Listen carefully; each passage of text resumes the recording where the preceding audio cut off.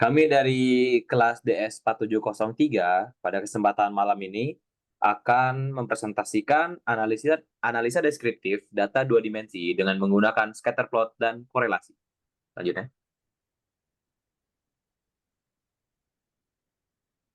Ya, anggota kelompok kami ada rekan saya Azhara Sabrina dan saya sendiri Raffi Arkan Fahreza. Next. Nah, pada bab pendahuluan akan ada latar belakang dan tujuan penelitian. Kami di sini akan meneliti tiga pasangan data, dan ini adalah latar belakang data pertama. Cepatnya pertumbuhan manusia menyebabkan kebutuhan bahan bakar semakin meningkat. Dalam beberapa tahun terakhir, bahan bakar berbahan dasar minyak bumi telah menjadi salah satu sumber bahan bakar utama yang mendominasi kegiatan yang memerlukan energi. Namun perkembangan teknologi membuat kita dapat menggunakan energi alternatif seperti penggunaan bahan bakar gas. Jadi pasangan pertama adalah data bahan bakar minyak dengan data bahan bakar gas. Data yang kedua adalah bahan bakar memengaruhi kehidupan sehari-hari, khususnya untuk membuat energi listrik. Energi listrik merupakan energi utama bagi perkembangan ekonomi, teknologi, dan kehidupan sehari-hari di berbagai negara. Penggunaan listrik dan produksi listrik memiliki hubungan yang erat dan menjadi fokus utama dalam pemahaman kebutuhan energi suatu negara. Analisis mengenai produksi dan pemakaian listrik digunakan untuk mengevaluasi keseimbangan antara permintaan dan pasokan energi listrik dalam suatu wilayah. Jadi, data kedua kami adalah konsumsi listrik dan produksi listrik. Lanjutnya. Setelah itu, di pasangan data ketiga kami, tadi itu perdagangan internasional merupakan salah satu pendorong utama ekonomi suatu negara. Ekonomi antara negara bergantung pada banyaknya ekspor dan impor yang dilakukan. Analisis perbandingan data ekspor dan impor memiliki relevansi yang tinggi dalam memahami dinamika perdagangan internasional. Jadi pasangan ketiga kami adalah data impor dan data ekspor. Selanjutnya.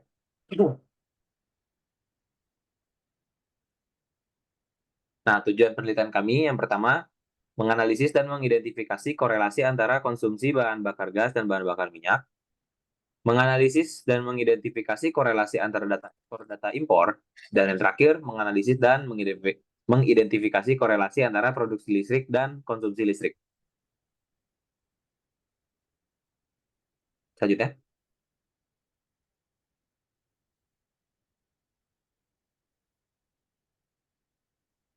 Ya, ini adalah pasangan data. Yang pertama data konsumsi bahan bakar minyak dan bahan bakar gas. Data yang kedua adalah yang kedua adalah data ekspor dan impor. Pasangan yang ketiga adalah data konsumsi listrik dan produksi listrik. Selanjutnya.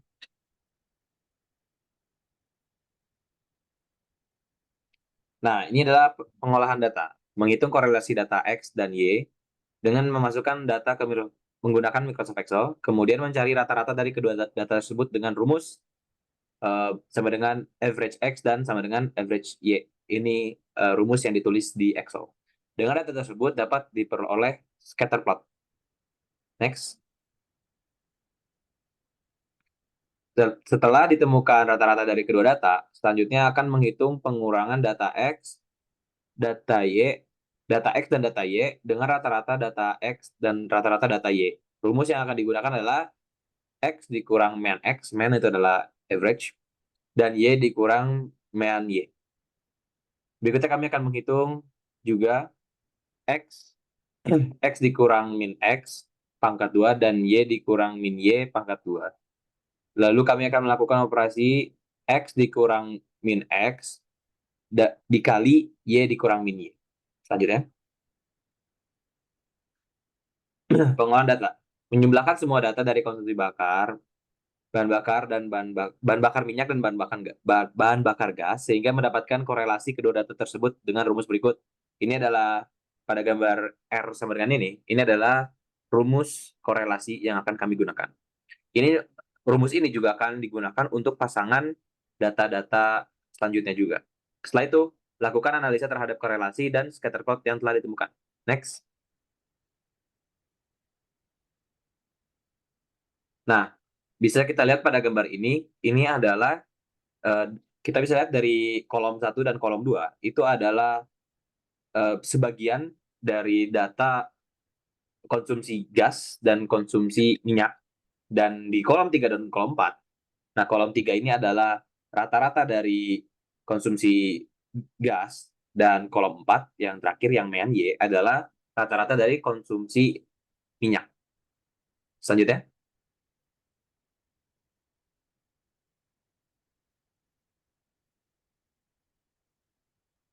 nah setelah kita mendapatkan rata-rata masing-masing data, kita menggunakan rumus X dikurang min mean X pangkat 2. Ya, bisa dilihat dari kolom di gambar, kolom 1 dan kolom 2 adalah rata-rata data dikurang rata-rata data. Dan di yang kolom 3, kolom 4 ada di mana yang pengurangan tersebut dipangkatkan ke pangkat 2. Dan yang paling kanan ada tabel yang di mana pengurangan rata-rata tadi itu dikalikan dengan data yang sebelahnya, data satunya lagi. Selanjutnya,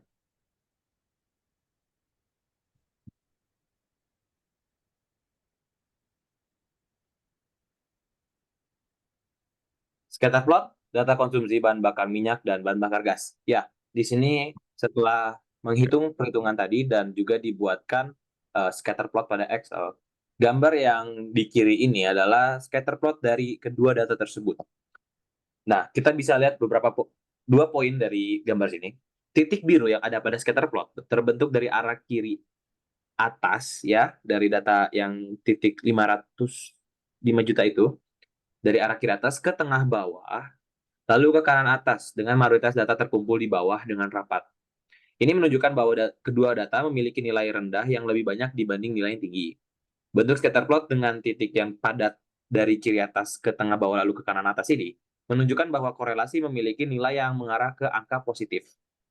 Nah, dilihat dari scatter plot di atas, data mempunyai korelasi yang telah dihitung dengan rumus yang tadi kami perlihatkan. Data mempunyai korelasi yang positif sangat kuat karena angka korelasi 0 yang kita dapatkan adalah 0,8524, berada di range 0,80 sampai 1. Bisa kami simpulkan bahwa korelasi antara kedua data, konsumsi bahan bakar minyak dan bahan bakar gas tersebut memiliki hubungan yang kuat. Selanjutnya, Selanjutnya masuk ke data ekspor dan impor. Di sini bisa dilihat dari kolom pertama yaitu data ekspor sebagai data X dan data impor sebagai data Y. Di kolom ketiga ada data rata-rata dari data X, di mana yang menggunakan rumus sama dengan average X dan sama dengan average Y digunakan untuk mencari rata-rata dari data Y. Selanjutnya, ini merupakan perhitungan pengurangan dari data X dikurangi dengan rata-rata data X. Di kolom kelima, ini juga ada hasil dari perhitungan data Y dikurangi dengan rata-rata data Y. Selanjutnya, hasil perkurangan itu dijadikan pangkat 2 yang menghasilkan data seperti di data kolom ke-7 dan ke-8. Setelah itu, perhitungan yang baru saja kita lakukan dikali sehingga mendapatkan data yang ada di bagian terakhir. Lalu selanjutnya masuk ke bagian scatter plot dari data ekspor dan data impor. Dari hasil perhitungan tadi didapat scatter plot seperti gambar yang sudah ditampilkan. Titik biru yang ada pada scatter plot terbentuk dari arah kiri bawah lalu ke kanan atas dengan mayoritas data berhimpitannya di bawah. Ini menunjukkan kedua data memiliki nilai rendah yang lebih banyak dibanding nilai yang tinggi. Bentuk scatter plot dengan titik yang padat dari kiri bawah ke kanan atas ini menunjukkan bahwa korelasi memiliki nilai yang mengarah ke angka positif. Kemudian, bisa dilihat dari scatter plot di atas, data memiliki korelasi yang positif sangat kuat karena angka korelasi 0,925407 berada di range 0,80 hingga 1. Maka, bisa kami simpulkan bahwa korelasi antara kedua data ekspor dan data impor tersebut memiliki hubungan yang sangat kuat. Contoh kasus dari kenaikan ekspor dan impor. Misalnya, ada negara A yang mengalami peningkatan ekspor produk teknologi informasi seperti komponen komputer dan perangkat lunak. Peningkatan tersebut dapat disebabkan oleh inovasi teknologi yang membuat produk-produknya lebih kompetitif di pasar global. Kemitraan bisnis yang kuat dengan negara-negara lain, depresiasi mata uang yang membuat produk ekspornya lebih terjangkau, dan dukungan kebijakan pemerintah seperti insentif pajak. Sebaliknya, negara A juga dapat mengalami kenaikan impor, mungkin karena pertumbuhan ekonomi yang kuat, mendorong impor bahan baku atau barang konsumen tertentu, peningkatan permintaan konsumen yang tidak dapat dipenuhi oleh produksi dalam negeri, atau kebijakan perdagangan yang mendukung akses pasar dan menghapus kebijakan menghambatkan impor. Kenaikan ekspor dan impor dapat memiliki dampak yang signifikan. Selanjutnya, ada data konsumsi dan produksi listrik. Data konsumsi listrik sebagai data X di kolom pertama dan data produksi listrik sebagai data Y di kolom kedua. Di kolom ketiga ada data rata-rata dari data X dan di kolom keempat ada data rata-rata dari kolom kedua yaitu data Y. Selanjutnya, kolom kelima berisi data dari data X dikurang rata-rata data X. Dan kolom keenam berisi data dari data Y dikurang rata-rata data Y. Di kolom ketujuh dan kolom kedelapan, pengurangan yang tadi sudah kita lakukan, datanya dipangkatkan 2 sehingga terdapat hasil seperti yang ada di slide. Selanjutnya, untuk kolom terakhir yaitu data X dikurang rata-rata data X dikali data Y dikurang rata-rata data Y. Dari scatter plot ini bisa dilihat bahwa titik biru pada scatter plot terbentuk dan banyak terkumpul di bagian kiri bawah. Dan ada beberapa titik yang naik menuju ke kanan atas. Hal ini menunjukkan bahwa kedua data memiliki nilai rendah yang lebih banyak dibanding nilai yang lebih tinggi. Bentuk scatter plot dengan titik padat dari kiri bawah ke kanan atas ini menunjukkan bahwa korelasi memiliki nilai yang mengarah ke angka positif.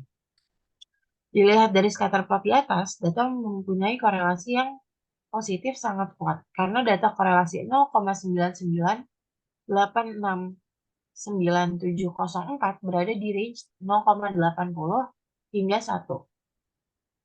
Jadi bisa kami simpulkan bahwa korelasi antara kedua data konsumsi listrik dan data produksi listrik memiliki hubungan yang sangat kuat.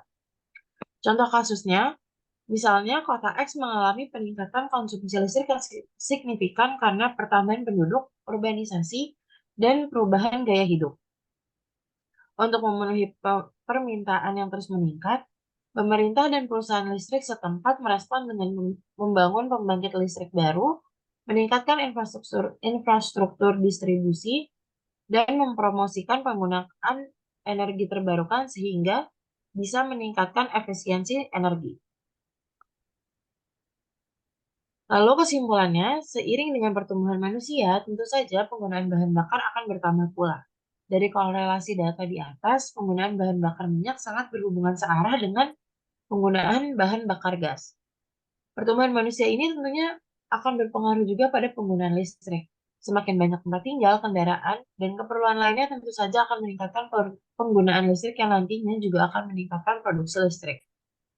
Ini penting untuk diketahui karena bahan baku pembuatan listrik di Indonesia masih menggunakan minyak bumi. Jadi kedua perbandingan ini sangat erat mengingat bahan bakar dan keperluan listrik merupakan hal yang krusial untuk pertumbuhan suatu negara. Pertumbuhan suatu negara juga harus didukung dengan pertumbuhan ekonomi, yaitu dengan melaksanakan kegiatan ekspor impor. Naiknya pelaksanaan ekspor, ada kemungkinan besar pelaksanaan impor juga akan ikut naik. Perbandingan dari data-data ini penting untuk diteliti lebih lanjut karena dapat membantu untuk meneliti bahan bakar mana yang lebih banyak digunakan dan bagaimana caranya untuk mengurangi penggunaan bahan bakar minyak bumi atau gas. Serta penting juga untuk melihat konsumsi listrik agar bisa dihitung berapa banyak jumlah listrik yang harus diproduksi oleh pembangkit listrik yang dimiliki Indonesia. Pertumbuhan ekonomi Indonesia juga penting untuk ditelaah lebih lanjut khususnya dengan ekspor impor. Kita dapat melihat mana komoditi yang kurang di Indonesia dan mana komoditi yang lebih diminati oleh negara asing. Sekian dari kelompok kami. Terima kasih. Wassalamualaikum warahmatullahi wabarakatuh.